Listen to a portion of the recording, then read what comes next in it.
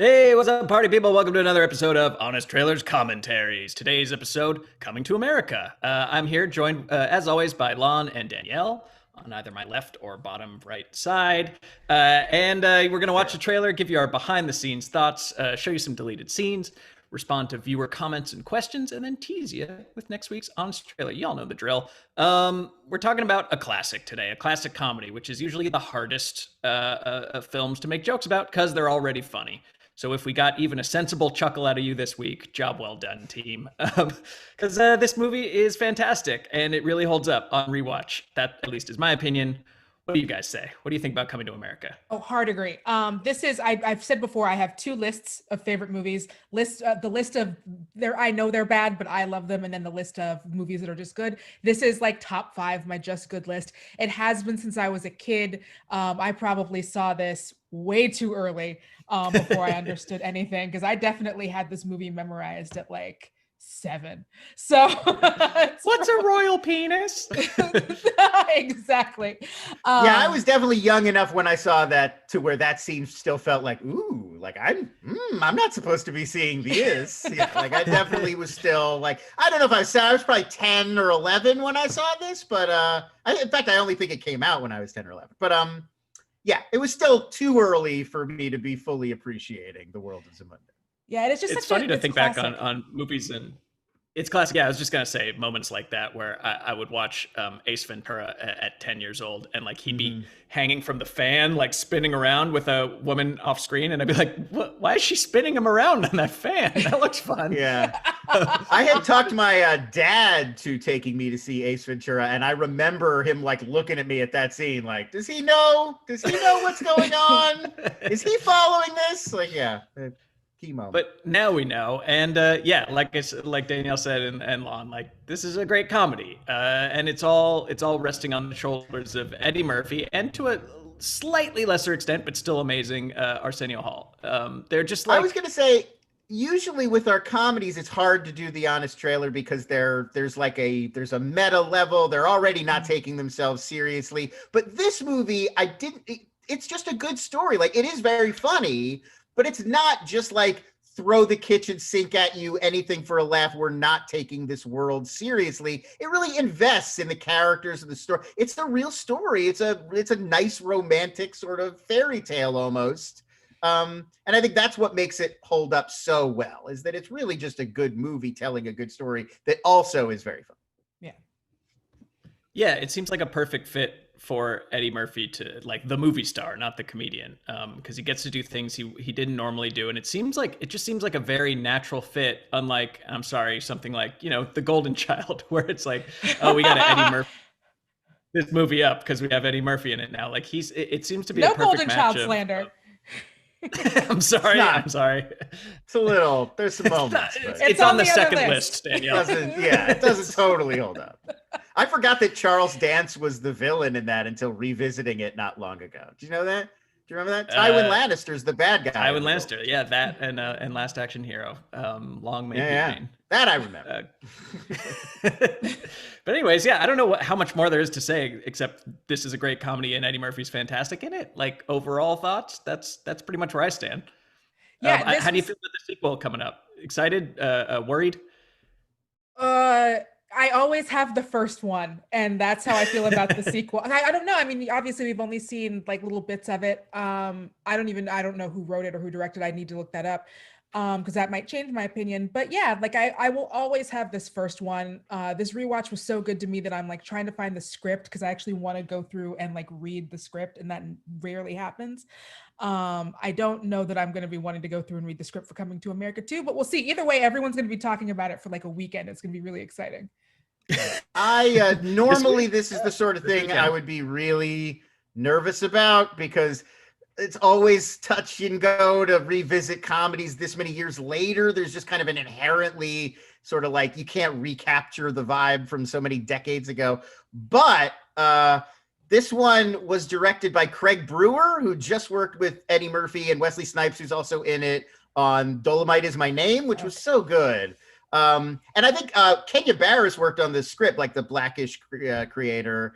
There's one of 3 people who's credited on the script. So I think there's a better chance than average. I think it's got an above average shot at being fun. Over a lot. I mean, honestly, the Yeah, Bill and Ted 3 I also trailer thought was fun last year. So who knows? Maybe these revivals are coming around. Yeah, I'm expecting some medium fun. The trailer looked pretty good. I got some chuckles out of it. And there was a Ryan Coogler pitched Michael B. Jordan sequel to this that Eddie passed on. He wanted to do it like all the same people. Everybody get back in the van. We're doing it again.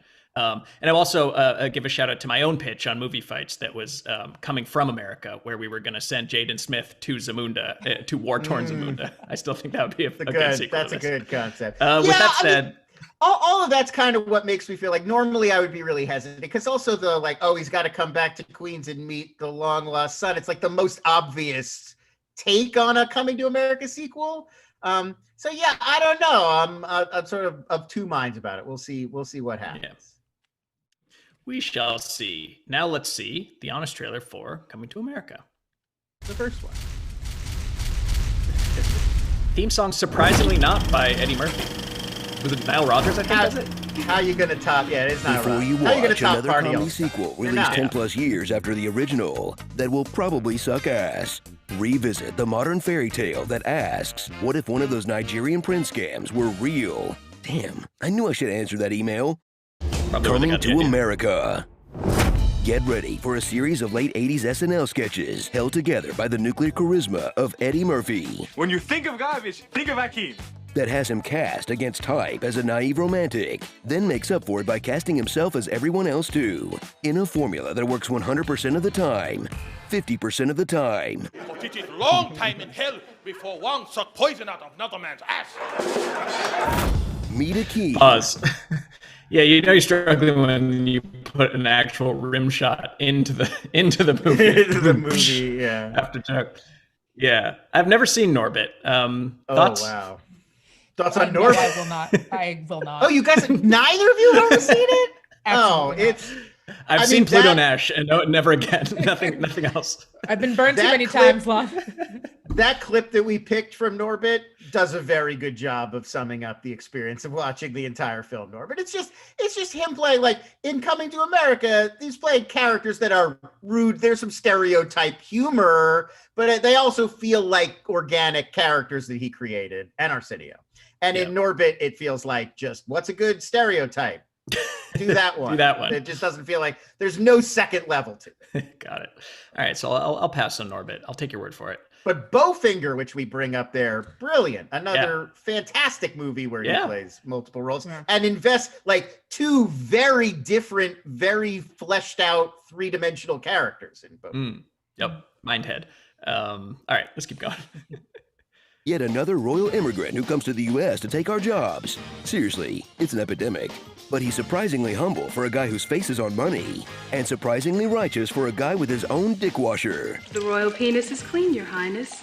making him one of the only spoiled rich kids to turn out pretty cool. Not even the director could manage that. So congratulations to whichever kind-hearted nanny raised Akeem, because it was definitely not his parents. Journey to a Wakanda known as Zamunda, a fictional African kingdom thought up by white guys, rich beyond all comprehension, with a bachelor prince who's shy around girls, and the king dresses like a big cat. But Akeem will gladly leave the fame and fortune behind for a chance Pause. Just a moment of synergy. I believe they said that Coming to America 2 is going to have the same costume designer as Black Panther. So Yeah, Ruth Carter. There's some crossover. Yeah, and they look pretty damn cool. So that's exciting. And like, this was going to be a movie that was going to come out in theaters. The sequel. This is not like a straight to streaming. Let's give you a couple bucks and see what you can do. This is a movie. So I'm pretty excited to see a big budget version of Coming to America. Not that that'll make it any more funny, but at least it'll be pretty to look at. Anywho, keep going. Yeah, I mean, I'm looking forward to, especially Zamunda. Like, we'll get to see a more lavishly budgeted, like, what is creating Zamunda now that it's taken on iconic proportions in all of our minds. Yeah, they tripled the elephant budget. chance to move Okay. to New York there was already and a big blatantly dance steal number. this poor schmuck's girlfriend. Yeah, I know he's a jerk, but I guess bro code into the border, huh? Along for the ride to the Big Apple is Semi, his valet, personal trainer, human toy. If his job is to be the royal best friend, he's terrible at it. I feel like a complete idiot. I doubt we will ever find your queen. What's not fair is me doing manual labor. Do you realize I have not had sex since we got to America? Things are going so well with Lisa. I do not care. But every king needs his queen, and Lisa is a hardworking, Pause. independent woman with principles. Did Arsenio act before or after this outside of his own talk show? Oh gosh, I don't know. I'd have to put up. There's got to be some Arsenio fans somewhere that'll be able to answer this question for us, right? I'm tempted to say he was in I don't think this is his only acting role ever, but I think this is like his biggest role. Like I don't think he was like leading a lot of other movie casts. But you watch this and you're like, he's super good. I wonder if this was like a fluke or if he was just like, I'd rather be a talk show host. I mean, both fair. Oh, he's also in Harlem Nights. That's right. That was their follow-up to this, him and Eddie Murphy. Right. Yeah, I'm looking at it now. You know, it's small parts in stuff, some TV. Yeah, I think he got into this, amazing gig as like a talk show host, and his show was a mainstay of TV for so long. Like those are the years he probably would have been doing other movies. Yeah, this was his, God, what was that? I forgot the name of it. Jay Leno and Pat Morita, buddy cop movie. Oh, What? oh God. What is that called? I'll look it up. That's a Schmodown question that I would get killed on. It's like moving violation, collision course. What? Collision course. I'm so glad. We'll need to do a group watch of Collision Course where it's the like, 1989 action comedy Collision Course. Obviously. yeah. It's the Ernie precursor to Rush Hour. Ernie Hudson's also in that. Yeah. Oh God, I have to It's see like this. buddy cop. That was when like every comedian got a buddy cop movie if they wanted. They would just be like, who would be a weird person to match you up with? All right, you go. And Leno's like, I'm gonna go back to my show. I don't like this. I had to change out of my jeans. Didn't like it. Right. Like, Tim Robbins, you want to do what? Martin Lawrence, go for it. Good times. Nothing to lose. I believe that one. Okay, let's keep going, and we'll watch Collision Course later. And Lisa is a hardworking, independent woman with principles that she'll quickly sell out for a bigger house like the rest of the boomers. If you like, we can give it all up now. And experience James Earl Jones as you love to see him most, being someone's dad. You may not be my father, sir, but you will always be my daddy. Witness a truly impressive parade of soon-to-be famous actors. From Samuel L. Jackson getting his start as this bad mother effer. Anybody move out, blow your head off. To Cuba Gooding Jr. as boy getting haircut. To a young Paula Abdul choreographing the dance scenes. Even the Royal Penis Lady got work. If Eddie and Arsenio... Lon, you put out like everyone in this movie went on to bigger... Well, not necessarily bigger because it's an enormous movie, but everybody in this movie was cast and cast again, right? I feel like literally every scene, if you do a good job of scanning, there's somebody who went on to like a noteworthy career in film or TV, like little parts. I mean, like we were pointing out, like Frankie Faison, who's the landlord, like he's in all the Hannibal Lecter movies, and he was just in Luke Cage, and like, but just like to a weird, and obviously Eric LaSalle is Daryl in this, and then he went on to be on ER and in Logan, and there's just dozens of examples of that where like a person has one line in this, and then but like 10 years later had like a huge career. It's weird. Yeah, and they just John Amos just played himself in Uncut Gems in 2019. Nice. They just had an article. I guess it was Arsenio and Eddie just went on Fallon or something, and they said like the studio made us cast a white guy. Like you have to pick one white person to be in this movie, and they're like, and they gave him like 3 white guys, and they're like Louis Anderson, he's pretty funny. How did Louis Anderson get on that list of like the 3 acceptable white? I don't know, because I'm sure the part is like guy who could conceivably work at a fast food restaurant. Fast food. Right. Yeah, it's like you get 3. Here's 3 white stand-ups, and they're like, that's hilarious. Louis funny. So yeah, that was the agreement between them and the studio. Yeah, Gilbert Godfrey was this close. And yeah, that's right. He wouldn't name the other ones. It was maybe Sam Kinison. Who knows? That would have been amazing. Now I'm sorry. Go to where the food is. Yeah. All right. You want a burger? Look at my face. Okay, keep playing. With fewer parts, we could have had Don Cheadle in our lives a whole decade sooner. So sit back and enjoy Eddie Murphy's 80s comedy about Africans that's aged better than his other 80s comedy about Africans. I have to go off to the woods of Africa and find me some crazy, naked zebra That takes you back to a golden era when these two were on top of the world before they stopped working all the time and went off to enjoy their families and spend their millions. Wait, celebrities are allowed to do that? Will somebody please tell Bruce Willis? We didn't know whether to burn it or put it in a museum. I'm sure they said the same thing about me. Welcome to the party, pal. It ended many years ago. You can rest now. Pause. First of all, I cannot believe Cosmic Sin is a real film that is released in year of our Lord 2021, and we'll have to do a double feature with that and the Leno film. But you may be wondering, Lon, is that the exact same Middle Eastern production company that makes all of Bruce Willis's direct-to-streaming releases? Yes, it is, Spencer. What's going on? What is going on there? There's one company out of Egypt that produces all of these Bruce Willis movies because they're all just generic action movies, and then Bruce Willis shows up for 3 days to do a supporting role. They're all really like Kellen Lutz or Josh Duhamel, or in this case, I believe that was Frank Grillo. Movies, and then Bruce shows up to do like 3 days, but it's all one company. They just constantly do this, and they just, Bruce just shows up. He probably doesn't even know what the titles are, what the movies are about. He literally just shows up.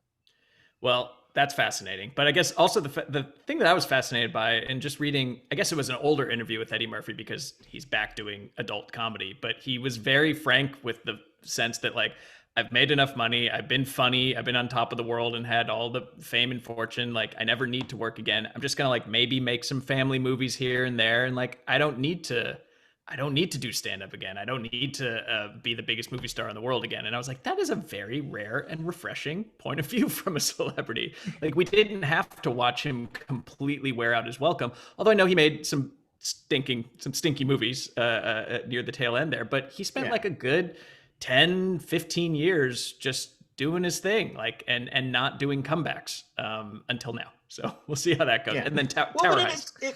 The thing to say is it does make it exciting when he does. Like, if Eddie Murphy this whole time had been filling cinemas with just like generic, whatever, warmed over Eddie Murphy comedies, we wouldn't really be as excited for him to be back now and doing stuff like the Dolomite movie or like this. But it is exciting because he hasn't been around as much. Yeah.